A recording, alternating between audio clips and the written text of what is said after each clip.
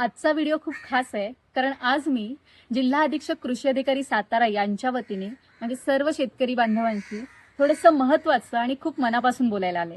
त्याच्यामुळे व्हिडिओ शेवटपर्यंत नक्की बघा. नमस्ते, मी सायली. आज शेती करताना सगळ्यात मोठी अडचण काय माहितीये का, की योग्य माहिती योग्य वेळेवर न मिळणं. सगळ्यात महत्त्वाचं म्हणजे पाऊस कधी येणार. बरं, ते समजल्यानंतर हवामानामध्ये तापमान, आर्द्रता अशा अनेक गोष्टी असतात. त्यांचं काय? बरं, ते झालं. त्यानंतर पेरणी कधी करायची, पिकांवर जर रोग आला, कीड आला तर ते ओळखायचं कसं?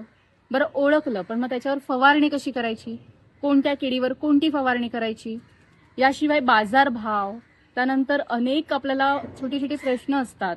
आणि सगळ्यात महत्त्वाचं म्हणजे शासकीय योजना लागतात, तर त्या योजनांची माहिती हे जर आपल्याला एकाच ठिकाणी मिळालं तर, किंवा कधी कधी आपल्याला वाटते की कुणीतरी आपल्याला शिकवलं पाहिजे, कुणीतरी आपल्याला प्रॅक्टिकली सांगितलं पाहिजे, कुणीतरी आपल्याला सल्ला दिला पाहिजे.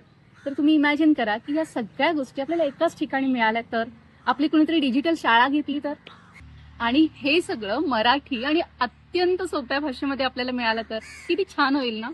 तर नक्कीच मिळणार आहे, कारण आपल्या शासनाने या सगळ्या गोष्टी एका ऍपमध्ये आणलेल्या आहेत आणि त्या ऍपचं नाव आहे महाविस्तार AI ऍप.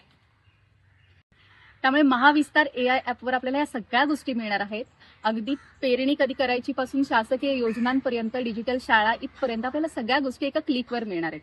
त्यामुळे मी सातारा जिल्हा कृषी विभाग यांच्या वतीने सगळ्या माझ्या शेतकरी बांधवांना आणि खास करून महिला शेतकरी यांना कळकळीची विनंती करते की आजच त्यांनी महाविस्तार AI ऍप हा प्ले स्टोअर वरून डाउनलोड करावा आणि जास्तीत जास्त त्याचा वापर करावा.